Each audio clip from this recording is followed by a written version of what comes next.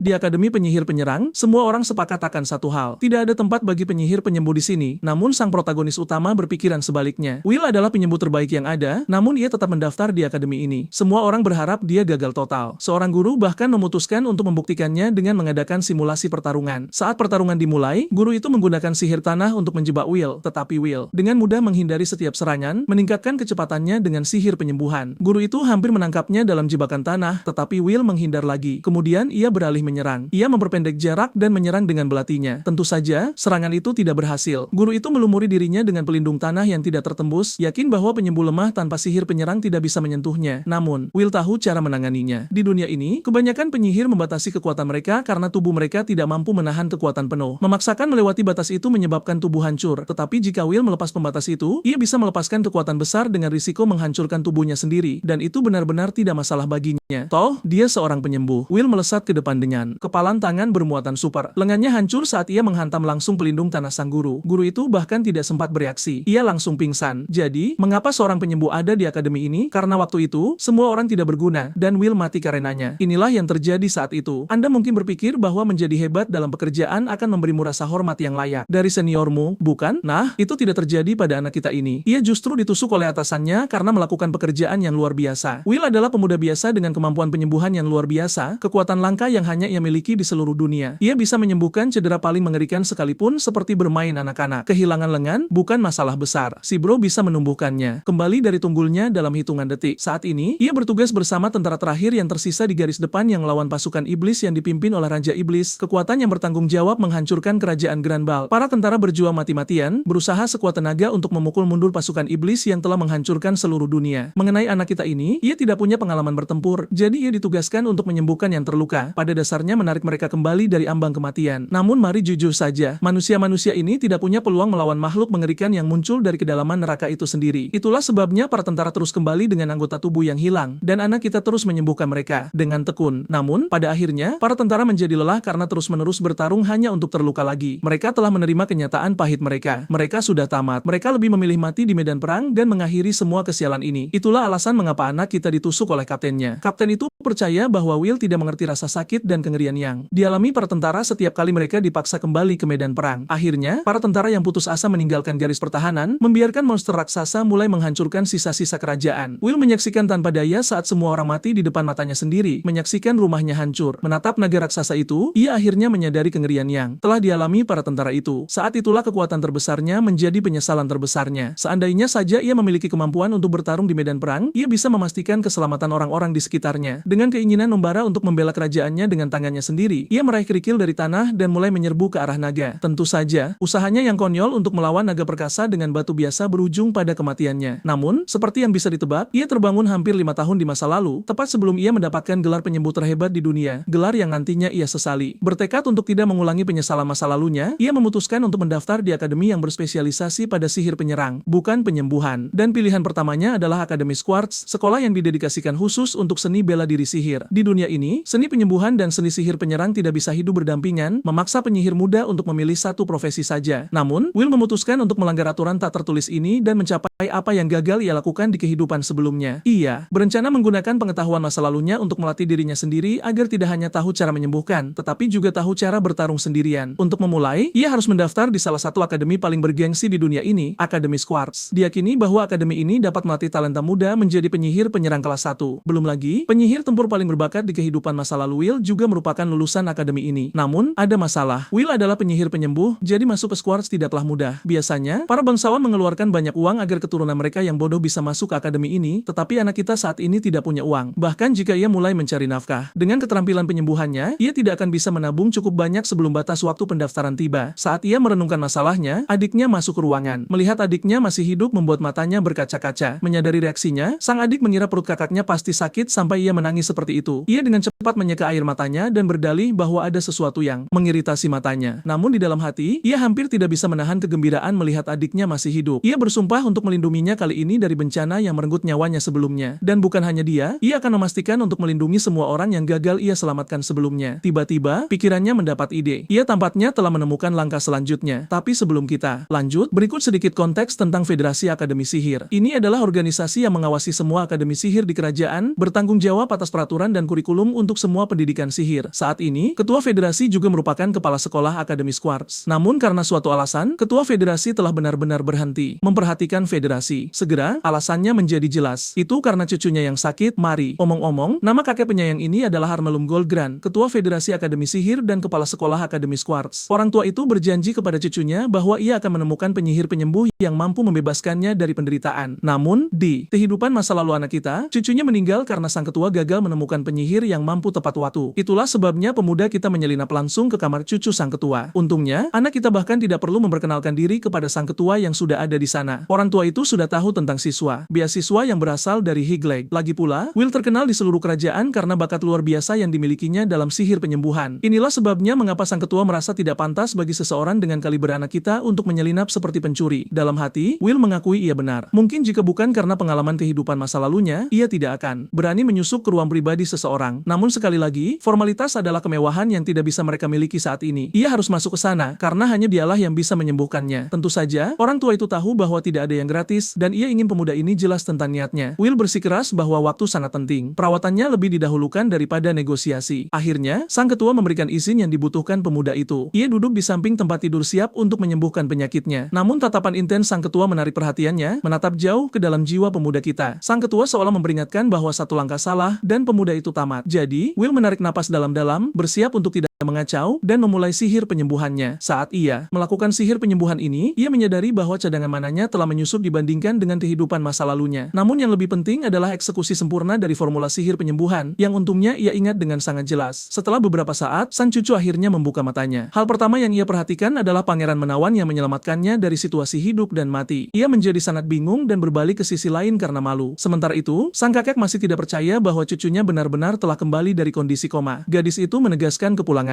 Ia bahkan mengklaim bahwa ia tidak merasa sebaik ini selama bertahun-tahun. Mata kakek yang penyayang berkaca-kaca karena air mata sukacita. Kekhawatiran yang telah membebani dirinya selama begitu lama akhirnya terangkat, dan itu semua berkat anak kita. Beberapa saat kemudian, kedua pria itu duduk di ruang tamu. Setelah mengungkapkan rasa terima kasih yang sepantasnya, sang kakek bersedia mengabulkan keinginan apapun yang dimiliki pemuda itu. Will meyakinkan dia bahwa ia tidak akan meminta sesuatu yang tidak masuk akal. Keinginannya berada dalam kekuasaan sang ketua. Saat ini, sudah menjadi rahasia umum bahwa tidak ada seorang pun yang menandingi Will dalam hal sihir penyembuhan. Ia berada di puncak, tidak memiliki ruang lagi untuk berkembang. Itulah sebabnya ia ingin menjelajahi perangkat keterampilan yang berbeda. Ia ingin mendaftar di Akademi Quartz. Tentu saja, sang kakek merasa ini tidak masuk akal. Bagi seseorang untuk meninggalkan bakat alaminya demi menjelajahi sesuatu yang sama sekali tidak dikenal terdengar tidak biasa. Tapi karena sang kakek sudah membuat janjinya, ia akan menghormatinya. Ia berjabat tangan dengan pemuda itu, berjanji untuk memenuhi bagian dari kesepakatan tersebut. Di suatu tempat di akademi, seorang guru yang terlihat toksik sedang meninjau profil pendaftaran anak kita. Ia merasa tindakan sang ketua cukup berani mendaftarkan penyihir penyembuh yang tidak memiliki keterampilan menyerang ke sekolah tempur. Akhirnya, hari upacara masuk tiba dan para siswa baru berkumpul di aula akademi. Di atas podium, sang ketua ada di sana untuk mempromosikan institutnya. Akademi Quartz adalah sekolah berasrama penuh yang berspesialisasi dalam sihir penyerang dengan kurikulumnya yang unik. Kampus yang luas menampung beberapa tempat latihan dan keadaan menjadi lebih baik dengan fasilitas penelitian canggih dan perpustakaan besar membuatnya semakin menonjol. Lulusan berpengaruh aktif bahkan di luar akademi memungkinkan untuk menerima berbagai bentuk dukungan dari kerajaan. Jika saya harus menyimpulkannya, tidak ada institut lain yang menyediakan lingkungan seperti ini untuk mempelajari seluk-beluk sihir penyerang. Jangan lupa bahwa anak kita hanyalah seorang penyembuh yang mendaftar di akademi ini yang belum pernah terjadi sebelumnya sampai sekarang. Jadi, tidak perlu dikatakan lagi bahwa jalan ke depannya akan penuh dengan duri. Tapi pemuda kita siap menghadapi apapun yang ada di depan, selama ia menjadi penyihir penyerang yang ia inginkan. Namun, kenyataan seringkali jauh dari harapan. Kelas pertama setelah upacara masuk berlangsung, dan Will terlihat berkeringat dingin. Ia seharusnya mengenai sasaran dengan mantra sihir api. Entah bagaimana, ia berhasil mengaktifkan mantra api, tetapi mantra itu padam begitu saja saat muncul. Dan itu bukan pertama kalinya ini terjadi. Lebih buruk lagi, gurunya adalah orang sampah yang mencoba menindas anak kita dengan menggunakan kelemahannya sebagai senjata. Will hanya bisa menghadiri kelas jika ia berhasil mengenai boneka latihan. Sampai ia berhasil mencapainya, ia dipaksa untuk terus berlatih di tempat latihan di sisi lain gedung sekolah. Will bersikeras agar gurunya setidaknya mengajarinya dasar-dasar, atau ia tidak akan pernah bisa mempelajarinya dengan benar. Sekali lagi, jelas sejak awal bahwa guru ini memiliki kebencian pada anak kita. Baginya, membuang waktu mengajar seorang penyembuh bukanlah investasi terbaik. Will memohon agar setidaknya ia diberi akses ke perpustakaan agar ia bisa mempelajari sesuatu dari teori. Sekali lagi, bajingan itu mempermalukan anak kita karena hanya seorang penyembuh mengklaim bahwa mereka tidak memiliki literatur yang bisa digunakan oleh jenisnya. Memanfaatkan situasi tersebut, seorang beranda jalan pirang menjatuhkan sang penyembuh dengan serangan sihir yang licik, memaksa Will jatuh ke tanah. Pria malang itu bahkan tidak menduga serangan mendadak itu, tetapi penindas itu menganggap itu hanya alasan tambahan untuk memanfaatkan sihir penyembuh karena begitu lemah. Ia menyombongkan peringkat sihir penyerang akademi, jadi penyembuh lembek seperti Will bisa pergi karena berani mendaftar. Ini pertama kalinya saya melihat seorang guru bersekongkol dengan penindas untuk mengeroyok siswa. Keduanya memperlakukan Will seolah-olah dia adalah sampah terendah di mata mereka. Malam itu, anak kita tampak kelelahan di bangku. Usahanya untuk mempelajari sihir penyerang sejauh ini berakhir di selokan. Ia tahu itu akan menjadi sangat sulit, hanya karena perbedaan antara sihir penyembuhan dan sihir penyerang. Keduanya menarik sumber energi mereka sendiri. Mana adalah kekuatan pikiran, senjata pamungkas seorang penyihir yang ia aktifkan melalui formula. Mana juga bergerak sesuai kehendak perapal. Menggunakan mana itu untuk ledakan atau kekuatan api memberimu sihir penyerang. Sebaliknya, penyembuh memiliki mana yang tenang, tapi disitulah Akademi Quartz berperan. Mereka yang terbaik dalam melahirkan penyihir penyerang, jadi pasti ada cara baginya untuk memurnikan mana dinamis. Will sangat yakin bahwa ia bisa memanipulasi mananya dengan cara yang bisa mengubah mana statis menjadi mana dinamis. Hambatan terbesar di jalannya, ia bahkan tidak bisa menghadiri kelas sekarang karena guru sialan itu tidak mengizinkannya. Will menolak untuk menyerah, berharap untuk bertemu dengan satu orang yang membantunya di kehidupan sebelumnya. Hanya karena dia saja, pilihannya untuk datang ke akademi ini mungkin akan sepadan dengan rasa sakitnya. Sayangnya, ia tidak bisa melanjutkan tanpa arah, jadi ia memikirkan cara lain. Namun tiba-tiba, sebuah suara yang familiar menegurnya karena keluar larut malam. Saat Will melihat penampilan cantik orang ini, ia melihat Veronica, seorang pejuang yang sangat kompeten yang bertarung di sampingnya. Dia adalah salah satu penyihir penyerang kelas tertinggi yang ia kenal, dan pada akhirnya, ia harus bersedih atas kehilangannya dalam perang tragis itu. Untungnya, dia masih hidup di garis waktu regresi ini. Namun sebelum mereka sempat berbicara, wanita ini mengeluarkan pedang yang sama yang bisa membelah apapun menjadi dua. Gadis ini terlihat seperti Gojo versi wanita dengan kemampuan Sukuna. Fakta bahwa dia mengerahkan pedangnya padanya tidaklah menyenangkan, tetapi ternyata dia sedang memburu seorang siswa mencurigakan di sekitar kampus, membuatnya bertanya-tanya apakah Will adalah siswa pembuat masalah yang sama. Anak kita dengan cepat mengklarifikasi bahwa dia sama sekali bukan orang itu, karena jika dia mengayunkan pedangnya padanya, dia akan butuh isekai regresi lain dari Trakun lagi. Dia mempercayainya, membuatnya tenang, dan dia meminta untuk memastikan apakah dia benar-benar Veronica. Wanita itu merasa tersinggung karena dia menyapa guru dengan begitu santai, membuatnya malu dan terkejut. Dia tahu bahwa dia lebih tua darinya di kehidupan sebelumnya, tapi tidak setua itu. Ternyata dia adalah seorang jenius yang melompati kelas dan langsung dipromosikan menjadi profesor, yang sama sekali tidak mengejutkan mengingat bakat tingkat 2-nya. Ini adalah kesempatan yang Will tunggu-tunggu, bintang jatuh yang akhirnya bisa membantunya mempelajari sihir penyerang. Will menyatakan minat untuk mengikuti kelas Veronica, mengetahui bahwa dia adalah satu-satunya harapan terakhirnya. Ia bertanya tentang prosedur pendaftaran, tetapi dia langsung menolaknya, menyatakan bahwa dia tidak memiliki kelas yang dimulai. Karena dia adalah guru baru yang sebelumnya dipromosikan dari berbagai kelas, dia tidak tahu bagaimana segala sesuatunya bekerja di sini. Untuk tahun ini, posisi Veronica saat ini adalah sebagai instruktur asisten untuk menangani pertanyaan tertentu. Rencananya adalah menggunakan pikiran mudanya untuk terhubung dengan siswa yang lebih dekat dengan usianya, yang akan membuatnya menjadi dukungan yang hebat bagi mereka. Namun, yang mengganggunya adalah bagaimana tidak ada yang berani mendekatinya untuk konsultasi apapun. Ya, anak kita bisa tahu persis mengapa. Itu karena wanita ini mengeluarkan senjata pembunuhnya pada ketidaknyamanan sekecil apapun. Tapi dari sudut pandangnya, ini adalah kesempatan luar biasa baginya untuk memanfaatkan Veronica. Ia bahkan tidak perlu mengikuti kelasnya dan bisa dengan mudah menggunakannya untuk mengajarinya secara pribadi. Jadi ia mengajukan pertanyaan, mengetahui itu tugasnya untuk menjawab. Langsung belak-belakan, pria ini bertanya bagaimana ia harus mendekati pembelajaran sihir penyerang sebagai seorang penyembuh. Dari kata-katanya, Veronica langsung menyadari bahwa ia bukan siswa biasa setelah merasakan komposisi aliran mananya yang aneh. Ia sekarang ingat bahwa pria ini adalah mahasiswa baru yang terkenal yang bergabung dengan Akademi Quartz. Dalam semua tahunnya, dia bahkan mengaku tidak pernah melihat penyembuh biasa yang mencoba mempelajari sihir penyerang. Hal yang bagus di Quartz adalah bahwa Akademi menawarkan metode untuk mengolah sesuatu yang disebut mana dinamis. Itu adalah fondasi yang menurut anak kita akan menjadi awal yang sempurna baginya. Dan ketika Veronica mengonfirmasi keberadaannya, Will menjadi sangat bersemangat, berpikir bahwa ada peluang. Satu masalah kecil. Wanita ini langsung memberitahunya bahwa bodohnya dia tidak akan bisa mempelajari sihir penyerang. Bahkan dengan metode itu, wahyu ini benar-benar mencengangkan anak kita, terutama ketika Veronica menjelaskan bahwa ia sudah memiliki terlalu banyak mana statis. Ini berarti bahwa bahkan jika ia memupuk mana dinamis dari nol, sebagian besarnya akan berubah dan larut menjadi mana statis juga. Dan jika ia mencoba memupuk mana dinamis menggunakan metode lain, pencampuran dua kualitas mana akan membuatnya mustahil untuk menggunakan sihir penyerang apapun. Kenyataannya terlihat suram. Bro pergi dan pindah akademi hanya untuk menyadari bahwa benar-benar tidak ada cara bagi penyembuh biasa untuk mempelajari sihir penyerang. Will mulai menyesal tidak menerima buku panduan instruksi ketika Trakun meregresi dirinya. Ya, ia tidak ingin menyerah, bahkan jika itu berarti menjadi Einstein dari generasinya untuk menemukan metode baru. Berterima kasih kepada asisten profesor, ia hendak pergi ketika tiba-tiba Veronica menghentikannya untuk menyelesaikan poinnya. Dia melanjutkan dari sebelumnya, menyatakan bahwa meskipun benar penyembuh tidak bisa menggunakan sihir penyerang, ada satu peringatan yang bisa memungkinkan seorang penyembuh menjadi penyihir penyerang. Gadis itu membuat bingung karena bahkan anak kita tidak bisa menangani logika itu. Veronica mendemonstrasikan poinnya dengan mengungkapkan pedang besi yang diukir khusus, senjata yang bisa menebas dan mengalahkan musuh. Dia kemudian berbicara tentang bangku di sebelah mereka yang terbuat dari kayu yang bisa digunakan dengan diduduki. Dengan kata lain, Profesor berotak halus itu mengatakan air itu basah dan lantai terbuat dari lantai. Tapi inilah twistnya. Dia mengambil bangku itu dan menjelaskan bahwa bahkan jika dia menggunakannya untuk memukuli seseorang sampai babak belur, itu tetap akan menjadi senjata. Lucunya, Will mulai bertanya-tanya bagaimana ibu-ibu berotot ini bisa mengangkat bangku seberat itu dengan lengan mie tersebut. Bagaimanapun, pendekatan Veronica adalah bahwa bahkan jika sesuatu dibuat untuk tujuan yang berbeda, seseorang bisa menggunakannya sesuka mereka untuk mempersonalisasi. Poinnya, dia mendemonstrasikan melalui tangannya dan melanjutkan dengan menepuk wajahnya, menyebabkan pria ini memerah. Ini adalah mimpi basah bagi kebanyakan pria, sampai dia akhirnya menjentikan jarinya ke wajahnya, menjelaskan bagaimana dia menggunakan tangannya untuk dua tujuan barusan. Dia memang akhirnya memukulnya terlalu keras, tapi bagaimanapun, poinnya tetap sama. Hal yang sama, tapi penggunaan yang berbeda. Mata Will akhirnya terbuka. Ia mulai bertanya-tanya apakah ia bisa menggunakan sihir penyembuhannya sebagai serangan. Selama ini, ia bahkan tidak pernah terpikir ide itu. Alasan mengapa kedua faksi penyihir tidak setuju satu sama lain adalah karena perbedaan yang terletak pada bentuk mana mereka sendiri. Tetapi di mata Veronica, anak ini berbeda. Dia berpikir bahwa dia sudah mengambil lompatan dengan mendaftar ke akademi sihir penyerang, dan bahkan mananya menandakan bahwa dia bukan penyembuh murni. Ini adalah pengamatan yang bahkan Will sendiri tidak perhatikan, membuatnya bertanya-tanya apakah ini salah satu kemampuan yang diberikan kepadanya oleh Trakun. Mengarahkan pedangnya ke lehernya, dia memerintahkannya untuk menjadi sadar dan menyalakan gairah agresif di dalam jiwanya. Jika dia melakukan itu, dia akan menjadi tak terhentikan dan melenyapkan siapapun yang berdiri di jalannya. Hari berikutnya tiba dengan anak kita merenungkan percakapan gurunya kemarin. Dia menggunakan banyak contoh berbeda untuk menunjukkan poinnya, dan yang benar-benar mengejutkannya adalah mengapa dia tidak tampak memiliki pengawasan apapun terhadap penyembuh biasa. Kemudian ada fakta bahwa dia bisa menemukan teori secara langsung yang masuk akal. Will mulai berpikir bahwa dia menggunakan metode yang sama sendiri, tetapi jalan pikirannya terputus oleh seorang instruktur yang dengan kasar memanggilnya penyembuh. Kelas hari ini sebenarnya spesial, karena akan ada banyak pertarungan satu lawan satu, dia mampu berpartisipasi bersama yang lain. Tentu saja, apakah dia bisa menggunakan sihir penyerang atau tidak adalah masalahnya sendiri untuk dihadapi. Dengan guru sampah itu juga telah menyelesaikan pasangannya, dan tanpa keraguan sedikit pun, pria ini memasangkan anak kita melawan Ulpis, berandalan pirang dari hari lain. Anak kita tidak menantikan pertandingan melawan Ulpis ini karena anak itu berasal dari akademi bangsawan terkenal dan memiliki semua dukungan. Dia adalah bayi dan amanah, tetapi bahkan lebih dari itu, dia sebenarnya adalah penyihir penyerang yang kuat. Ulpis sudah berasumsi menang dan berbicara sampah kepada anak kita, bertanya-tanya apakah dia akan lari kembali ke ibunya setelah dihancurkan. Anak kita mencoba sekuat tenaga untuk tidak terpancing oleh idiot ini. Meskipun dia dari masa depan dan tahu dia melawan seorang anak, itu masih membuatnya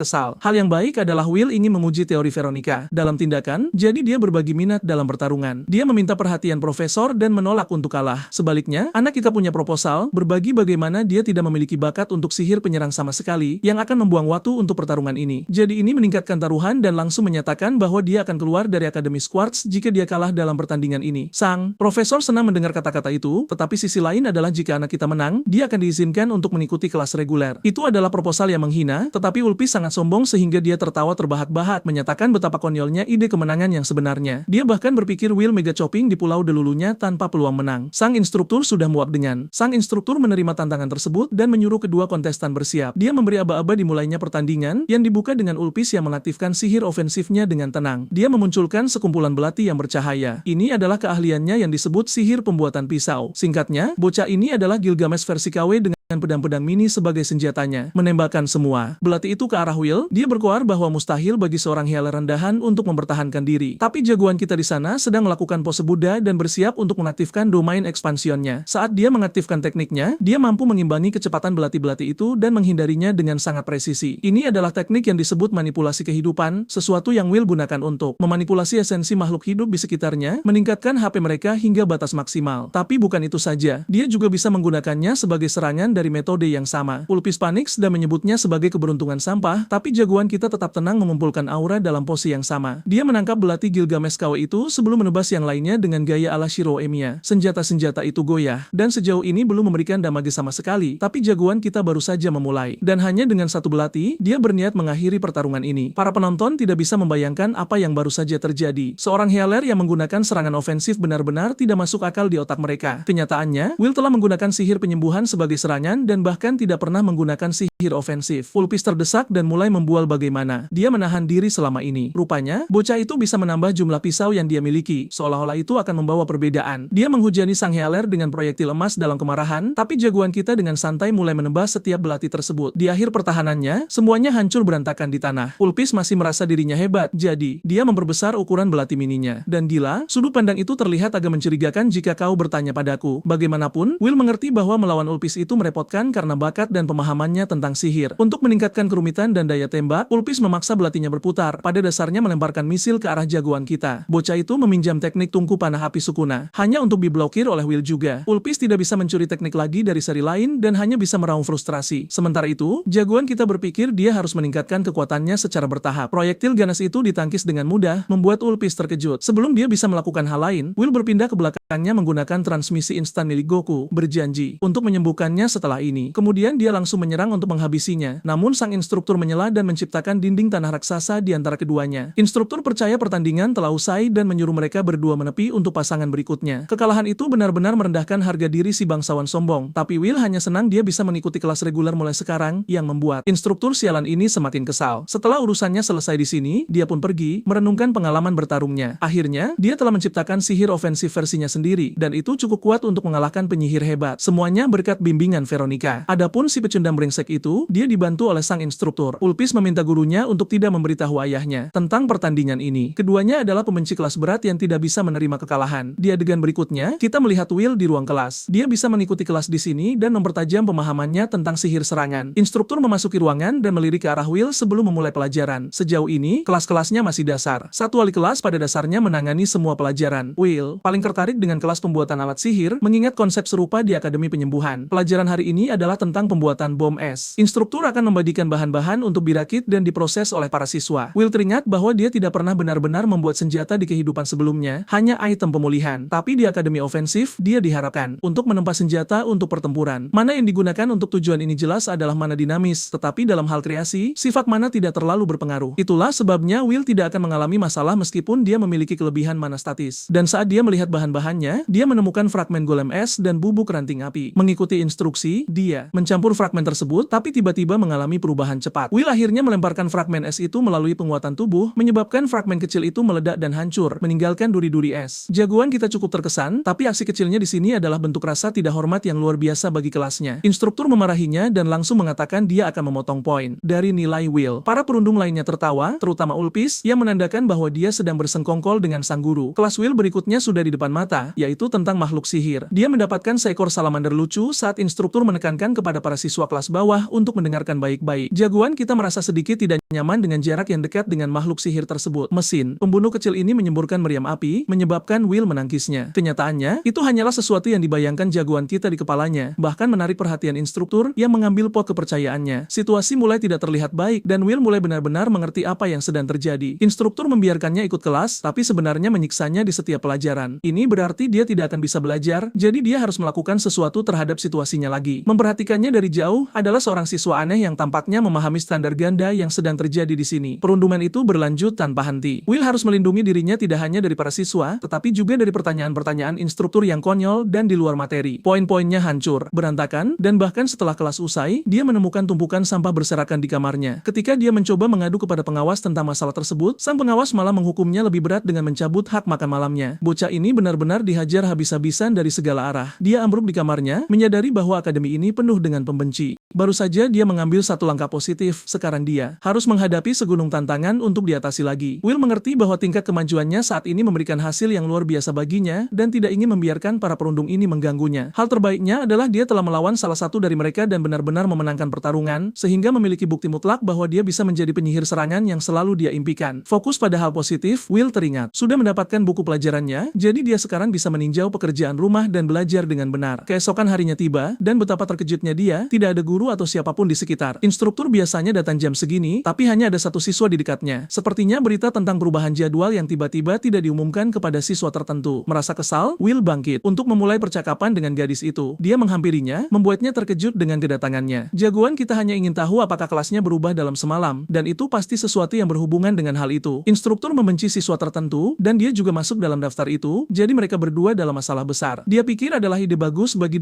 dua penyendiri yang dibully untuk akur, dan Will bisa merasakan ketakutannya. Maka dia menjulurkan tangannya dengan ceria, menawarkan untuk menjadi temannya. Gadis itu terpaku dan menundukkan kepalanya dengan rasa hormat yang mutlak padanya. Dia memperkenalkan diri sebagai Erika Glenn, teman pertama yang Will miliki di akademi baru ini. Dia pikir itu normal baginya untuk tidak memiliki siapapun di sisinya, mengingat dia bergabung terlambat dan dia adalah seorang healer. Erika menyoroti bahwa orang-orang selalu bicara tentang betapa lemahnya para healer, yang membuat Will tertegun. Dia sendiri bukan orang yang suka pamer teman meskipun dia adalah seorang penyihir ofensif. Melihat kepribadiannya, Will mengerti bahwa diskriminasi sengit terhadap healer tampaknya sudah menjadi budaya di Akademi Quartz. Memang benar penyihir ofensif bertarung di garis depan, jadi mereka punya alasan untuk membenci healer yang hanya berdiam di barisan belakang. Bahkan di kehidupan sebelumnya, Will membuktikan dirinya sebagai healer terkenal bagi kerajaan. Dia memiliki kredibilitas saat itu, tetapi di sini, di Akademi Serangan, segalanya berbeda. Will akan ditelan oleh diskriminasi akademi jika dia tidak melawannya. Erika bertanya tentang tujuannya datang ke Akademi Ofensif. Menyusun pikirannya, Will menjawab bahwa dia menolak menerima kenyataan sebagai healer sejak lahir dan berniat bergabung di garis depan. Alasannya mengejutkannya, tapi Will menjelaskan bahwa dia punya alasan pribadi yang mendukungnya. Adapun niat Erika, rupanya dia berasal dari keluarga bangsawan kecil di pedesaan. Tanpa ada anak laki-laki yang lahir di keluarganya, orang tuanya mengira garis keturunan mereka akan berakhir. Mengambil kendali atas nasibnya sendiri, dia berpikir menjadi penyihir serangan yang kuat dapat membantunya menjadi kepala keluarga berdasarkan status saja. Itu adalah tujuan yang bisa dimengerti di mata Will, tetapi masalah Erika adalah dia tidak memiliki sedikit pun bakat sihir. Dia juga tidak punya teman dan sering dibully di kelas juga. Beruntung, dia senang bisa berteman dengan jagoan kita, menyebutnya sebagai seorang murid berprestasi rendah yang akan menghiburnya bahkan saat nilainya sedang anjlok. Bocah ini dihina di mana-mana, tapi dia hanya bercanda. Bagaimanapun, dia mengingatkannya bahwa ekspektasi Erika akan segera terpenuhi. Tanpa menjelaskan lebih lanjut, Will membawanya ke ruang kelas lain di mana kelas yang sebenarnya sedang diadakan. Mereka berdua berhasil sampai ke kelas yang asli, hanya untuk menghadapi instruktur yang sudah bisa ditebak akan menganggap mereka terlambat. Will meminta maaf karena tidak tahu tentang jadwal perubahan kelas yang mendadak, tapi si brengsek ini tetap keras kepala dan tidak memaafkan mereka. Untuk menghukum Will, dia memutuskan untuk memberinya pertanyaan lain. Ini adalah berita buruk. Erika sudah tahu bahwa jagoan kita melewatkan sebagian besar kelas sebelumnya, yang berarti dia tidak akan tahu apa-apa. Melihat ke papan tulis, Will memecahkan masalah itu di kepalanya, sementara gurunya menekankan bahwa poin akan dikurangi jika dia gagal memberikan jawaban yang benar. Ulpis semakin mengejek Will, tahu bahwa dia berada di ambang kegagalan. Tapi jagoan kita sedang berkonsentrasi penuh, jadi dia mengambil kapur dan mulai menulis dengan intens. Setiap kata menarik perhatian seisi kelas, bahkan Ulpis menganggap ini hanyalah upaya pamer belaka. Kenyataannya, Will menemukan konfigurasi yang benar, menerangi lingkaran sihir di papan tulis. Dia melampaui ekspektasi semua orang, membungkam seluruh ruangan, termasuk instrukturnya yang brengsek. Guru itu terpaksa mengakui bahwa itu adalah jawaban yang benar, membuat Ulpis dan bahkan Erika tercengang. Benar-benar tidak mungkin murid baru itu berhasil memecahkan jawabannya bahkan setelah melewatkan semua kelasnya. Tepat setelah kelas yang menjengkelkan itu, Erika langsung ingin tahu bagaimana dia bisa menyelesaikan pertanyaan itu. Will menjelaskan bahwa sebenarnya cukup mudah untuk menyelesaikannya karena dia mempelajarinya dari buku teks. Dia sudah membaca buku teksnya, jadi dia tahu apa yang harus dihadapi. Yang paling membuatnya terkejut adalah pria ini melahap seluruh isi buku dalam satu malam saja. Will baru membacanya untuk pertama kali dan akhirnya melesat menyelesaikan buku itu, memujinya sebagai salah satu buku terbaik tentang sihir ofensif. Ada aplikasi dasar dan lanjutan yang disebutkan. Semuanya dibahas dengan sangat detail. Dia bisa mempelajari semuanya sendiri, tetapi tanpa memiliki semacam pemahaman sihir, membaca teks itu adalah pekerjaan yang berat. Hal baik tentang Will adalah dia selalu mahir dalam studi teoritis, jadi dia bisa mengatasinya tanpa banyak kesulitan. Dia mempelajari semua tentang sihir ofensif dalam satu malam, membacanya seolah-olah itu adalah novel fiksi. Sementara dia merasa terhibur, Erika di sini merasa ngeri. Buku yang dia cerna adalah momok bagi akademi mereka, sesuatu yang tidak bisa diterjemahkan tanpa bimbingan guru. Dia mulai menyesali asumsi awalnya yang menyebutnya sebagai kegagalan dan menyadari bahwa dialah satu-satunya pengisi kasta terbawah di sini. Gadis itu tidak ingin Will meninggalkannya di peringkat rendah, sementara jagoan kita meyakinkannya bahwa dia akan mengajarinya apapun yang membuatnya kesulitan. Lagi pula, mereka adalah sahabat dari kelas yang sama. Erika menunjukkan senyum lebar, merasa senang menerima bantuannya. Kenyataannya adalah jagoan kita datang ke sekolah ini untuk tujuannya sendiri, bukan untuk beraksi sebagai kawan akrab dengan kekuatan persahabatan. Tapi karena dia sendirian, dia akan membutuhkan Erika. Jadi dia memberitahu Erika tentang sebuah bantuan yang harus dia lakukan untuknya. Kelas berikutnya adalah kelas sihir ofensif umum, kelas yang tidak pernah bisa dia lalui dan alasan utama dia tidak pernah bisa mengakses kelas-kelas lainnya. Erika berpikir dia harus bisa melakukannya dengan mudah sekarang setelah dia mengalahkan Ulpis, tetapi kenyataannya berbeda. Will sebenarnya tidak bisa menggunakan sihir ofensif umum seperti orang lain, tetapi dia punya ide yang brilian. Rencana ini membutuhkan bantuan Erika agar dia bisa berhasil. Di adegan berikutnya, para siswa berkumpul di lapangan latihan. Lagi, dalam sihir ofensif, ada dua cabang yaitu sihir umum dan sihir unik. Sihir umum merujuk pada mantra dengan formulasi yang tepat, membuatnya mudah diakses oleh semua orang melalui rumus. Berbeda dengan kegunaan umumnya, sihir unik terukir dari dalam diri pengguna, seperti sihir pembuatan pisau khusus milik Ulpis. Kurikulum akademi mencakup kelas untuk kedua jenis sihir ofensif agar siswa siswa dapat mengasahnya. Tentu saja, sihir unik tidak terpaku pada satu jawaban yang benar. Jadi bagi seseorang seperti jagoan kita, ini sebenarnya adalah tiket termudah baginya untuk mengikuti kelas tersebut dan menang. Sayangnya, dia terjebak dalam hal mempelajari sihir ofensif umum, dan gurunya tahu betul akan hal ini. Mengambil keuntungan penuh dari sang Healer, instruktur, memujinya atas keterampilan teoritisnya dan bertanya-tanya bagaimana dia akan beraksi dalam praktik. Lagi pula, Will seharusnya gagal di kelas ini jika dia bahkan tidak bisa menggunakan sihir dasar. Instruktur menekankan bahwa tugasnya tidak berbeda dari semua upaya sebelumnya, dengan tujuan menembakkan serangan ke target. Sekali lagi, dia merendahkan Will dengan menyebutnya tugas yang sangat dasar. Yang berarti jika dia gagal melakukan sesuatu yang begitu mendasar bagi akademi, dia tidak akan bisa lulus. Mengumpulkan pikirannya, instruktur teringat bagaimana bocah itu menerapkan sihir penyembuhan dalam manuver ofensif dan bagaimana sihir penyembuhan meningkatkan statistik tubuh secara umum. Tetapi di sini berbeda karena Will tidak bisa menggunakan sesuatu seperti sihir ofensif. Dia hanya ingin anak ini pergi dan mundur dari kelasnya, tapi jagoan kita tidak akan pergi kemana-mana dan malah tersenyum pada situasi tersebut. Instruktur benar-benar terkejut saat melihat tangan Will dilalap api. Benar-benar tidak ada alasan di dunia ini mengapa anak ini mampu mengeluarkan sihir seperti itu, tapi jangan tertipu. Ini sebenarnya hanyalah taktik licik yang digunakan oleh protagonis kita. Seluruh strateginya bergantung pada Erika yang menciptakan bola api menggunakan sihir ofensif umum versinya sendiri. Kemudian dia menempatkan bola api itu di dalam ekor salamander. Selanjutnya, Will dengan hati-hati menggunakan penyembuhan otomatis untuk mengipasi apinya, menyembunyikannya di dalam tangannya. Pada dasarnya, dia melakukan apa yang dilakukan Gojo Satoru dengan teknik kutukan pembaliknya untuk mempertahankan limitless. Ini adalah penyembuhan tanpa batas, tapi meskipun begitu, Erika meragukan pendekatannya, mempertanyakan pria macam apa yang sedang dia hadapi, tanpa tahu bahwa dia adalah Healer terhebat umat manusia di suatu masa. Bagaimanapun, dia menghentikan sihir penyembuhan tepat setelah membuka tangannya, membuatnya seolah-olah dia memunculkan bola api dari telapak tangannya. Selanjutnya adalah bagian yang mudah. Dia tinggal menembakkannya ke target, mengenainya tepat di tengah. Sang instruktur, dia gemetar seperti daun. Muridnya telah merendahkannya sekali lagi. Ilusinya begitu bagus sehingga dia benar-benar yakin bahwa Will merapal sihir ofensif. Ini membuatnya langsung lulus, mendapatkan tepuk tangan Erika dan kebingungan total dari para penonton. Yang terpenting, Ulpis sangat marah. Setelah kelas, dia melabrak sang guru untuk mencari jawaban. Tak satu pun dari mereka tahu apa yang sedang terjadi. Tidak ada cara logis bagi Will untuk mempelajari sihir ofensif umum. Ego Ulpis terluka karena kekalahan yang dia derita dan sekarang si Healer ini bertindak terlalu jauh. Dia bahkan bersedia mengadu kepada ayahnya untuk menghancurkan kelas tersebut. Bahkan guru itu tercengang oleh sikap pemaksanya. Sementara bangsawan sombong itu pergi, memerintahkan instruktur untuk melakukan apapun demi membasmi sang Healer dari kelas mereka. Guru brengsek itu sekarang terjepit karena melanggar aturan memiliki risiko ketahuan. Sayangnya, dia juga menghabiskan banyak waktu untuk mendapatkan pekerjaannya di akademi, jadi dia tidak boleh kehilangannya sekarang. Menimbang risiko, instruktur memutuskan bahwa lebih baik baginya untuk berjudi dan menyingkirkan sang Healer yang mencoba mengukir namanya di akademi mereka. Si brengsek ini sedang memulai permusuhan antar generasi dengan seorang siswa berusia 15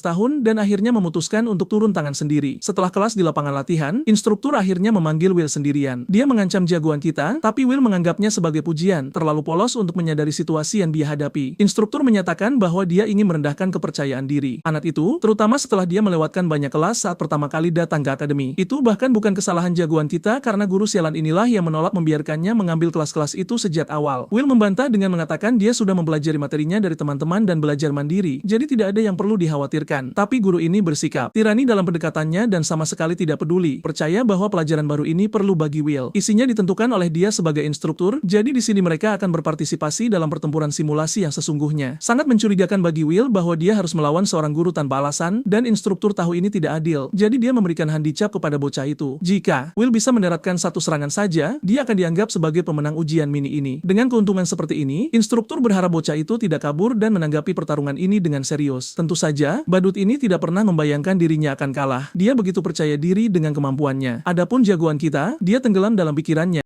menyusun kepingan situasi tersebut. Sang bocah menerima kondisi duel tersebut yang sangat disenangi sang guru. Pertarungan segera dimulai dengan instruktur menggunakan mantra tanah dari bawah tanah. Beruntung, Will memiliki pengetahuan tentang gaya bertarung gurunya. Dia tahu orang ini spesialis sihir tanah, jadi dia menghindar dari serangan pertama dengan cepat, tapi serangan yang sama itu melontarkan tanah dan memaksanya menghindar lagi. Will dihujani oleh banyak serangan, tapi dia menghindar dengan benar. Guru itu mengejeknya karena terus menghindar tanpa henti. Tetapi masalah Will saat ini adalah menghadapi sihir tanah yang menjengkelkan yang bisa dikeluarkan secara terus-menerus. Lalu ada fakta bahwa serangannya memiliki jangkauan yang sangat luas, membuatnya benar-benar berbeda dari Ulpis. Di saat yang sama, bocah itu belum selesai dan merasa dirinya mengaktifkan Ultra Instinct pada setiap serangan. Will mempersempit jarak dan melesat ke arah gurunya, ia mengaktifkan lebih banyak sihir tanahnya, membelah dinding dari setiap sisi sebelum menutupnya dengan keras, menjepit sang bocah seperti sandwich. Gerakan ini tampak seperti kekalahan mutlak sampai pria itu melihat muridnya turun dari langit dengan belati di tangannya. Ini adalah satu-satunya kesempatan kesempatan yang dia miliki, jadi Will mendaratkan serangan belati, menghantam kepala gurunya. Sayangnya, pria ini telah menempa pelindung yang tahan lama, menangkis serangan tersebut. Sang murid terpaksa menghindari serangan instruktur berikutnya, menciptakan jarak kembali. Ular kecil ini menyebut muridnya menyedihkan dan menunjukkan zirah kokohnya yang sangat kuat. Bahkan Will menganggap nama itu sangat konyol, sementara gurunya mengejeknya karena menggunakan tiruan dari sihir ofensif umum. Dia merendahkan, mencaci, dan menghancurkan kepercayaan diri siswanya karena sempat berpikir untuk menjadi penyihir serangan. Namun, siswa yang rendah hati itu dengan percaya diri mengingatkan instruktur bahwa sihir penyembuhan memungkinkannya mempelajari tubuh manusia dengan sangat detail. Dengan cara ini, dia bisa mengerti bahwa kebanyakan manusia menahan kekuatan mereka agar tidak membunuh tubuh mereka sendiri. Tidak sanggup menahan kekuatan penuh mereka, dan melampaui batas itu akan menyebabkan tubuh mereka hancur. Instruktur menganggapnya sebagai penghinaan karena Will mencoba menceramahinya dengan bersikap sok hebat, tapi poin anak itu sebenarnya sederhana. Jika seseorang bisa melepaskan pembatas tubuh manusia, mereka bisa mengeluarkan kekuatan yang sangat besar dengan bayaran tubuh mereka hancur. Tapi hal yang menguntungkan bagi Will adalah dia seorang healer, jadi dia akan melakukan aksi ala Izuku Midoriya. Dia tidak masalah jika lengannya akhirnya hancur dalam prosesnya. Tekad bocah itu membuat instruktur tertegun saat dia dengan tenang berjalan gagah ke arah gurunya, yang masih berpikir zirahnya yang memalukan tidak akan mempan. Deku menyiapkan Texas Smash-nya. Oh sial, tunggu, salah cerita lagi. Gurunya berteriak saat Will menghancurkan zirahnya dengan tinjunya. Bocah itu tidak hanya menghancurkan zirah tersebut, dia membuat wajah gurunya terlihat lebih babak belur daripada Jack Paul dalam pertarungannya melawan Anthony Joshua. Will mengingatkan instruktur tersayang agar tidak menentukan takbir seorang siswa dan merasa hangat mengingat bimbingan Veronica lagi. Dia adalah satu-satunya alasan yang membantunya membuka kekuatan luar biasa dari sihir penyembuhan yang sudah dia miliki. Will tahu dia bisa menjadi jauh lebih kuat, tapi saat dia sedang melamun, instruktur menyelinap dan menyerangnya dengan kolom tanah lainnya. Beruntung, dia mampu menghindar, tapi itu tidak cukup untuk memadamkan kemarahan pria ini yang mendidih. Will tidak menyangka akan diserang secara tiba-tiba seperti itu, terutama saat dia sudah memenuhi syarat ujiannya. Instruktur membual lebih banyak lagi. Omong kosong menyatakan bahwa tidak ada saksi untuk mengonfirmasi hal tersebut, yang berarti secara teknis seorang penyihir penyembuh tidak pernah memukulnya. Dia menolak mengakui kekalahannya di tangan seorang healer yang mengganggu dan membanjiri lebih banyak mantra tanah ke arah jagoan kita. Will mulai benar-benar lelah dengan pendekatan ala Seto Kaiba, akulah aturannya, dari pria ini. Tapi berkat dia yang sudah melepas pembatas kekuatannya, dia bisa meluncur dengan kecepatan roket dan melesat melewatinya lagi. Instruktur bahkan tidak bisa memproses gerakan tiba-tiba Will saat bocah itu menyiapkan tinju beratnya, siap untuk menghancurkannya untuk kedua kalinya. Bahkan zirah memalukannya tidak akan muncul tepat waktu untuk menyelamatkannya dari pukulan maut ini. Tapi kemudian, tinju itu berhenti. Tepat sebelum menghantam wajahnya, tinju itu terhenti, seolah-olah aliran waktu seolah berhenti berputar. Pukulan Will menghantam wajahnya, mempermalukan sang instruktur saat ia merasakan rasa sakit yang luar biasa. Pukulan yang memalukan dan sangat lambat ini terasa lebih buruk daripada menerima serangan terakhir. Kali ini, dia bahkan tidak bisa melarikan diri atau berteriak minta tolong. Adegan ini benar-benar kocak karena satu pukulan ini memakan waktu sekitar 50 panel. Akhirnya, Will mengerahkan kekuatan yang sesungguhnya dan membuat pria ini terpental hingga menghantam tanah. Selama ini, sang healer ternyata telah menggunakan trik healer miliknya yang lain. Dia menyambut sang instruktur kembali ke dunia nyata, menjelaskan bahwa hanya sesaat yang berlalu di dunia asli. Namun jangan khawatir, dia tidak seperti gurunya yang tidak menjelaskan apapun dan justru membagikan apa yang sebenarnya terjadi dengan benar. Pertama, saat Will mendaratkan pukulannya, dia mengaktifkan mantra peningkatan ilusi. Mantra ini seharusnya menyembuhkan orang dengan indera yang melemah seperti penglihatan, tetapi belakangan ini pemuda kita memanfaatkannya dalam pertempuran untuk meningkatkan kecepatan dan waktu reaksinya. Dia pada dasarnya dapat mengaktifkannya terhadap lawan, merangsang indera mereka secara berlebihan, membuat mereka percaya bahwa 1 detik sebenarnya adalah 100 detik. Ini membuat serangan itu tampak jauh lebih menyakitkan karena terasa brutal dan menyiksa. Akhirnya, Will memberikan senyum manis kepada gurunya dan mengajukan satu pertanyaan terakhir, menanyakan apakah dia bisa lulus kelas sekarang. Sebelum instruktur sombong itu merespons, dia mencengkeram bahunya, mengingatkannya dengan nada mengancam bahwa dia akan menghapus setiap jengkal diskriminasi yang dimiliki guru itu terhadap healer. Healer yang tampak tidak berbahaya itu terlihat seperti Raja Iblis sekarang dan menekankan bahwa satu-satunya tujuannya adalah untuk menikmati kelas-kelasnya, yang berarti jika orang ini atau murid-muridnya mengganggunya lagi, hal-hal buruk akan menimpanya. Will mengakhiri usulannya dengan senyum cerah, menutup pertemuan mereka. Malam itu, sang instruktur terlihat berjalan mondar-mandir dengan panik, mempertanyakan monster macam apa yang sebenarnya dia hadapi. Dia dulunya percaya bahwa setiap penyihir penyembuh itu sangat lemah dan tunduk pada perintah penyihir garis depan, tetapi pemuda ini berbeda. Dia memiliki keterampilan tempur tingkat atas dan niat membunuh yang mengerikan. Secara kebetulan, dia bertemu dengan si berandalan pirang yang penasaran ingin tahu tentang hasil sesi latihan tersebut. Olpus terkekeh, percaya bahwa itu berakhir dengan kematian pemuda kita, tetapi kemudian dia dibungkam seperti anjing. Sang instruktur sudah muak dengan ocehan anak manja itu dan mendesak sang bangsawan untuk tidak terlibat melawan Will. Ini demi kebaikan mereka semua, dan merupakan kesalahpahaman terbesar mereka jika menganggap Will hanyalah penyihir penyembuh biasa yang payah. Olpus terkejut dengan saran itu dan membawa-bawa ancaman dari ayahnya lagi, tetapi kali ini, sang instruktur tidak takut. Dia pada dasarnya menyuruh si pirang itu untuk mengadu ke ke ayahnya sesuka hati karena sejujurnya, jika Olpus memiliki semua pengaruh ini, dia pasti sudah bisa menyingkirkan sang Healer sejak lama. Keluarga Omen tidak berjalan di bawah perintah Olpus, tetapi sangat pasti bahwa jika mereka terus mengganggu anak baru itu, dia akan menghancurkan mereka selamanya. Olpus ditinggalkan dalam kemarahan, tidak percaya bahwa situasinya telah memburuk ke arah ini. Setelah kekalahan telak yang fenomenal itu, beberapa hari berlalu, kelas baru saja berakhir. Will merasa tenang karena dia bisa merasakan bangsawan pirang itu sekarang bersikap waspada di sekitarnya. Dia tidak lagi melakukan gerakan licik atau berkomentar apapun. Dengan begini, pemuda kita akhirnya bisa fokus pada pelajaran-pelajarannya. Namun, dia merasa tidak puas dengan keadaannya saat ini. Saat ini, tujuan utamanya adalah untuk membalikan kenyataan tentang kehancuran umat manusia di masa depan. Satu-satunya cara untuk menghindari nasib gelap seperti itu adalah dengan menjadi lebih kuat. Tentu, sihir penyembuhannya membantunya dengan peningkatan tubuh, tetapi dia merasa terbatasi dengan hanya mengandalkan serangan kekuatan dasar saat ini. Peningkatan sensorik memang bagus untuk ilusi, tetapi itu tidak ada apa-apanya dibandingkan dengan gaya bertarung serbaguna dari sihir ofensif. Will mengerti bahwa dia perlu menciptakan gaya bertarung yang benar-benar baru untuk mengejar ketertinggalan. Dia menjelaskan proses pemikiran ini kepada asisten Profesor Veronica, mencari bimbingannya lagi. Pendekatan Will butuh penyempurnaan, tetapi Veronica memiliki satu hal lain untuk dikatakan terlebih dahulu. Dia ragu untuk mendengar apa yang akan dikatakannya, tetapi ternyata Veronica justru mengucapkan selamat atas semua yang telah dia capai sejauh ini. Berkat kontribusinya, para guru membicarakan tentang sang Healer tanpa henti. Seorang penyihir Healer mampu mengimbangi kelas-kelas top di akademi, dan itu bukanlah hal yang bisa diremehkan. Meskipun beberapa guru lain juga terlihat membenci kemajuannya, yang mana itu masuk akal. Menariknya, Veronica tidak benar-benar mengungkapkan kepada siapapun bahwa dialah alasan di balik kemajuannya. Dia juga tidak pernah memiliki kesempatan untuk menyebutkannya di antara para guru, karena yang lain mengabaikannya karena dianggap spesial bahkan di peringkat mereka sendiri. Pemuda kita merasa lega karena dengan cara ini dia tidak akan berurusan dengan masalah apapun. Saran darinya lah yang membawanya sejauh ini, dan dia tidak ingin Veronica mendapat masalah karenanya. Sang profesor tidak keberatan dan mengakui bahwa sebenarnya dia berterima kasih kepadanya. Seperti yang dia katakan sebelumnya, penyihir penyembuh bahkan tidak pernah mencoba mewujudkan teori mereka ke dalam kenyataan. Dia mengeluarkan pedangnya lagi. Anehnya, dia sangat suka melakukan itu dan menantang pemuda kita untuk berduel. Will jelas tidak mengantisipasi gerakan ini. Datang dari Veronica, tetapi dia benar-benar penasaran untuk melihat di mana posisinya pada level saat ini. Ini adalah cara paling pasti untuk membantunya menjadi lebih kuat, tetapi pemuda kita belum siap sama sekali dan panik setengah mati. Sang pendekar pedang menekankan bahwa musuh tidak akan menunggu dan melesat dari tempatnya. Dia muncul secara menggelegar tepat di depannya untuk menebasnya, sesuatu yang mampu ditangkis Will pada detik terakhir. Dia nyaris tidak bisa menahan senjatanya melawan serangan berat wanita itu, dan dia terus mendesaknya dengan rentetan tebasan. Meskipun telah mengerahkan semua peningkatan dan kecepatan reaksinya, dia bahkan tidak bisa mengimbanginya. Hal tentang Veronica adalah dia lebih dari sekadar cepat. Wanita ini adalah titisan petir. Pedangnya bergerak dengan anggun dari satu ayunan ke ayunan lainnya, yang berarti, dalam pertempuran ketahanan, Will lah yang akan kalah lebih dulu. Menahan hantaman yang berat, Will mengerti bahwa dia hanya punya satu kesempatan untuk membuatnya terkesan dengan kecepatannya yang melampaui batas. Dengan cara ini, dia akan mengejutkannya, menyalurkan energinya ke tumitnya. Pemuda kita melesat maju dengan keganasan petirnya sendiri. Sang profesor tidak mengharapkan manuver ini persis seperti yang dia prediksi, dan tepat saat bila pedangnya akan menusuk wajahnya, Veronica bereaksi dalam jarak dekat dan membalas serangan itu dengan benar-benar menebas senjata Will hingga hancur. Pertarungan berakhir, dan bahkan dengan upaya terbaik Will, dia bukan tandingan keterampilan prajurit elit tersebut. Veronica menegaskan antusiasmenya. Dia tidak menyangka Will bisa melakukan serangan cepat seperti itu padanya. Apa yang dia gunakan tadi adalah pedang sihir untuk membalasnya. Selama ini, dia mengira Will adalah penyihir penyembuh yang bisa menggunakan manuver ofensif, tetapi ini berbeda. Keterampilan bertarung pemuda itu saat ini berada di peringkat atas papan peringkat, tetapi Will tidak merasa puas dengan kemajuannya seperti biasanya. Veronica mendukung ambisi dan tekadnya untuk menjadi lebih kuat dan memahami bahwa peningkatan bukanlah tujuan akhirnya. Will mengakui bahwa dia mencoba melepaskan pembatas tubuhnya, tetapi itu tidak akan cukup seperti yang terbukti hari ini dalam pertarungan mereka. Sang profesor membuat analogi lain, menyatakan bahwa tujuan pedang adalah lebih dari sekadar ayunan biasa. Ia bisa menusuk dan dilempar, dan sihir penyembuhan juga harus memiliki aplikasi seperti itu. Sayangnya, Will telah memikirkan ide-ide serupa, tetapi belum bisa menemukan apapun. Pendekar pedang cantik itu menjelaskan bahwa kekurangannya adalah pengalaman tempur yang nyata. Dia kurang memiliki intuisi untuk merumuskan apa artinya bertarung. Dalam pandangan Veronica, pengalaman mengalahkan pengetahuan jika diterapkan dengan benar. Bahkan dalam pertarungan mereka saat ini, Will menyadari sedikit hal yang digunakan Veronica. Memahami sarannya, Will bertanya apakah dia harus melakukan lebih banyak pertarungan latihan melawan sang profesor. Veronica menyukai pendekatan itu, tetapi merekomendasikan agar dia ikut serta dalam misi pelatihan penaklukan monster. Pemuda itu tercengang. Akhirnya dia akan memiliki pengalaman langsung dalam situasi situasi pertempuran hidup dan mati. Dia sebenarnya berpartisipasi dalam kompetisi yang sama di 3 akademi yaitu Squartz, Heilig, dan Zilbern. Ketiga akademi tersebut membanggakan gaya ofensif, defensif, dan pendekar pedang. Siswa mereka seharusnya melaksanakan permintaan penaklukan. Di Akademi Heilig, pemuda itu tidak berpartisipasi dalam misi itu sendiri, tetapi kali ini dia memiliki kesempatan untuk menghabisi monster mengerikan dan mendapatkan pengalaman melawan kehancuran yang akan datang. Will memantapkan tekadnya untuk misi penaklukan pertamanya. Veronica memperhatikannya dengan penuh minat, mengingatnya tentang kondisi partisipasi. Pemuda itu harus membuktikan kemampuannya dalam ujian seleksi, dan ada rumor tentang seorang jenius yang beredar di antara tahun-tahun pertama. Tujuan baru Will adalah meraih posisi teratas di antara proses seleksi melawan teman-teman sekelasnya. Dia bertanya tentang detail ujian seleksi. Kriteria sederhananya adalah para kandidat akan bertarung satu sama lain. 100 orang biasanya mendaftar dan menunjukkan keterampilan mereka, memilih yang terbaik dari yang terbaik. Bahkan pemuda kita mulai muak dengan penekanan sekolah yang terus-menerus pada pertempuran. Kembali ke Akademi Penyembuhan Heilig, beberapa sukarelawan berdiri untuk bergabung, yang berarti siapapun bisa ikut dalam misi. Tapi ini adalah format yang berbeda di Akademi Squartz yang membanggakan. Proses seleksi. Will mengingat kenangan hangat di Akademi Penyembuhan, bertanya-tanya bagaimana kabar guru lamanya sekarang. Veronica kembali berbicara tentang siswa jenius dengan tingkat kemampuan yang jauh melampaui beberapa instruktur. Ini berarti Will tidak akan mendapatkan posisi teratas itu dengan mudah, yang membuatnya bertanya-tanya apakah asisten profesor itu pernah bertemu langsung dengan siswa ini. Sayangnya, dia tidak pernah memiliki kesempatan untuk bertemu orang ini, karena dia suka menghindari guru dan bertingkah seolah dia jauh lebih baik dari mereka. Dia bahkan tidak pernah datang untuk mengajukan pertanyaan, tetapi itu di luar fakta bahwa Veronica memang mengintimidasi. Bagaimanapun, Veronica berjanji kepada Will bahwa dia akan membantu latihannya untuk ujian, sesuatu yang mencerahkan suasana hatinya, karena dialah satu-satunya kesempatannya untuk menjadi lebih baik. Kita melompat ke hari ujian seleksi. Will berjalan ke arena, menyoroti bahwa waktu berlalu dengan cepat sejak saat itu. Dia merasa lebih percaya diri dari sebelumnya setelah menyelesaikan semua persiapannya. Saat dia sedang berbaur, sebuah suara memanggil namanya. Itu adalah Ketua Aliansi Akademi Sihir, Arnelum, sang kepala sekolah. Dengan senang hati melaporkan bahwa cucunya telah menerima pemulihan yang stabil sejak Will menyembuhkannya. Sang ketua bahkan meminta maaf karena tidak menjaga pemuda itu, bahkan setelah dia menyelamatkan nyawa cucunya. Will menjelaskan bahwa meskipun dia sempat kesulitan menghadapi tantangan akademi pada awalnya, dia sekarang telah sepenuhnya berbaur tanpa masalah. Bahkan, dia bertekad untuk meraih posisi pertama pada ujian seleksi, sebuah tujuan mulia yang membuat sang ketua terkesan. Menyela percakapan mereka, datanglah si perusat suasana, seorang instruktur yang menghancurkan kata-kata Will dengan menyebutnya sebagai lelucon. Dia pikir bocah ingusan ini sangat meremehkan kelasnya, dan omong-omong, Bode juga merupakan pengawas pelatihan lapangan untuk acara tersebut. Menariknya, Will pernah bertemu pria ini di kehidupan sebelumnya. Bode dijuluki petir ungu, yang dikenal karena hasil kelas pahlawannya yang luar biasa dalam perang besar. Sayangnya, mereka berdua tidak pernah akur, dan bahkan sekarang hal yang sama terulang kembali. Penyihir maco yang merengut itu mengintimidasi sang Healer dengan menekankan betapa dunia ini penuh dengan jenius petarung. Latihan hanyalah kerikil kecil sebagai perbandingan. Dia secara terang-terangan menghina Will di depan wajahnya, menyatakan bahwa bocah itu tidak punya peluang menang sebagai seorang Healer. Pemuda itu tidak merespons, sementara sang ketua menyarankan agar mereka menyelesaikan argumen mereka selama ujian, bukan sebelumnya. Instruktur itu menggerutu bahwa dia hanya mendidik bocah itu, dan menyoroti bahwa pemenang sebenarnya dari ujian ini adalah Sirius dari kelasnya. Pemuda ini benar-benar karakter yang terlihat seperti hasil salinan dari Genshin Impact. Sirius Blue Note adalah si jenius yang dipuja semua orang dengan ekspektasi tinggi, dan juga pria yang sama yang ditakdirkan untuk dihadapi pemuda kita demi posisi pertama dalam ujian seleksi. Persaingan sangat sengit, dan sang ketua bersemangat melihat mereka saling menatap tajam. Tanpa membuang waktu, para kandidat memasuki arena kontestan, dikelilingi oleh kerumunan yang bersorak menantikan pertandingan epik. Will dan Erika berada di baris kedua di depan, dengan sang Healer mengungkapkan keterkejutannya melihat partisipasi gadis itu. Sayangnya, dia harus berpartisipasi, atau dia akan kehilangan hak tunjangannya di akademi. Bahkan Olpus mengawasi pemuda kita dari jauh, sementara sang ketua secara resmi memberi selamat kepada para kandidat karena telah sampai sejauh ini, dan berharap para penyihir terbaik yang akan menang. Babak pertama adalah babak penyisihan, yang akan mengeliminasi sebagian besar kandidat, menyisakan hanya yang terbaik untuk seleksi yang sesungguhnya. Ini berarti mereka semua akan bertarung satu sama lain pada saat yang sama. 100 siswa saling berhadapan. Ruangannya terlalu sempit untuk pertarungan mereka, tapi jangan khawatir, karena sang ketua menggunakan ekspansi domain pribadinya untuk memindahkan mereka ke dimensi yang sama sekali berbeda. Para siswa bahkan tidak bisa membayangkan kemana mereka telah dipindahkan, sementara kakek tua itu berdiri di tepi ruang itu sendiri, menyebarkan mereka ke lokasi yang berbeda. Will dipindahkan ke sebuah hutan tepat di belakang akademi. Dengan semua siswa yang telah dipindahkan, kepala sekolah mengumumkan bahwa mereka semua telah ditempatkan di lokasi acak. Tujuannya adalah untuk bekerja sama dengan bijak dan menghindari lawan yang terlalu kuat. Semua posisi awal didasarkan pada keberuntungan. Will Will di sini terpana melihat keterampilan teleportasi ketua yang luar biasa karena orang tua ini baru saja menelantarkan mereka secara bersamaan. Maka dimulailah ujian pelatihan lapangan. Hal pertama yang dilakukan, pemuda kita melompat ke dahan pohon sebelum mengaktifkan mantra penyembunyian keberadaan. Dengan cara ini, dia akan menutupi keberadaannya dan bergerak secara diam-diam, bermain aman di sekitar kontestan lain. Saat dia menoleh ke belakang, dia benar-benar menemukan 3 siswa yang sedang berhadapan satu sama lain. Salah satu dari mereka menggunakan Earth Golem yang perkasa, yang sejujurnya bisa dianggap sebagai Pokemon, sementara gadis lainnya memiliki palu peri yang sangat besar. Keduanya begitu sibuk menghadapi satu sama lain sehingga mereka melupakan penyerang ketiga, seorang wanita yang membekukan mereka di tempat. Will terkesan melihat berbagai keterampilan yang dimiliki penyihir penyerang lainnya, dan percaya ada banyak hal yang bisa dia pelajari dari mereka, selain hanya menginginkan posisi pertama. Dia menyukai apa yang baru saja dia lihat dan berniat mengolahnya kembali ke dalam rangkaian keterampilannya sendiri. Pertarungan berakhir, dan pria terakhir yang bertahan adalah si pengguna golem. Mereka merayakannya karena memenangkan pertarungan epik tersebut. Sementara itu, pemuda kita datang dan melakukan sebuah kejutan tak terduga. Will mencengkram kepalanya dan mengaktifkan blokade kesadaran, membuatnya pingsan seketika. Bayangkan ini seperti versi mini dari Infinite Void milik Gojo. Dengan kemampuan ini, Will dapat memanipulasi kekuatan hidup lawannya dan memaksa mereka pingsan, tetapi cengkeramannya harus kuat, jika tidak gerakannya tidak akan bekerja dengan benar. Ini adalah teknik yang dia pinjam dari Veronica selama sesi latihan mereka. Tenggelam dalam pikiran, Will nyaris tidak menyadari serangan yang datang ke arahnya. Dia menghindar dari sekumpulan belati pendek dan segera ingat bahwa itu adalah si bodoh yang sama lagi. Kali ini bocah itu membawa teman-temannya juga. Olpus percaya bahwa dia hanya mencoba untuk lulus ujian ini, sama seperti siswa lainnya, tetapi dia memiliki keuntungan jumlah dalam situasi 3 lawan 1 di sini. Olpus mengaktifkan sihir pembuat pisau. Satu pengikutnya melumuri belatinya dengan racun. Pengikut terakhir menggunakan sihir bayangan untuk memperbanyak mereka lebih jauh lagi. Dengan bilah beracun ini, satu goresan saja bisa menyebabkan kematian pemuda kita. Memblokir serangan adalah hal yang mustahil. Lusinan bilah melesat ke arah Will, memburunya. Saat serangan itu mendekatinya, dia mempertimbangkan ide untuk menyembuhkan racun dengan sihir pemulihan. Berurusan dengan begitu banyak belati ini, bahkan dengan peningkatan tubuh, terasa sangat merepotkan. Terdesak, dia memutuskan untuk mengeluarkan jurus yang benar-benar baru. Sebuah barikade tiba-tiba muncul di depannya, melindungi Will dari pisau-pisau itu. Opus terkesima melihat golem batu yang sama kini melayani tuan yang baru. Trik rapi tentang sihir pemulihan adalah ia dapat diterapkan pada makhluk hidup lainnya. Golem batu di sini mampu bergerak sendiri menggunakan darah penggunanya. Meskipun tidak mampu melakukan pola yang rumit, sang healer dapat dengan mudah memanipulasinya menggunakan mantranya yang disebut perwujudan kehidupan semu. Golem itu menerjang trio pecundan tersebut. Pertama, jagoan kita menghantam dada satu orang, lalu dia duduk di atas orang lain. Kemungkinan besar memberinya sakit punggung permanen. Setelah mereka berdua selesai, Olpus terlihat panik. Dia dalam bahaya karena pemuda kita melesat ke arahnya seperti Minato Namikaze, mencengkeram wajahnya dan membuatnya tertidur. Pertarungan berakhir, jadi Will kembali ke mode senyap, sementara golemnya mengambil keuntungan di medan perang. Karena teknik peningkatannya membatasinya dari pertempuran jarak dekat, taruhan terbaiknya adalah menggunakan golem untuk menutupi kelemahan yang mencolok. Dia juga bisa mengamati semua orang dengan aman seperti ini. Tiba-tiba, angin puyuh raksasa menarik perhatiannya, seolah-olah bencana alam baru saja melanda hutan itu. Tapi bukan, pusaran angin ini adalah gelombang Kamehameha yang sesungguhnya, yang nyaris tidak bisa dihindari oleh pemuda kita. Serangan itu benar-benar mengoyak bumi, menghancurkan golem serta sisa siswa lainnya, bahkan merumbangkan semua pohon di area yang tersisa. Di kejauhan, Will melihat satu orang. Itu adalah Sirius, siswa jenius itu,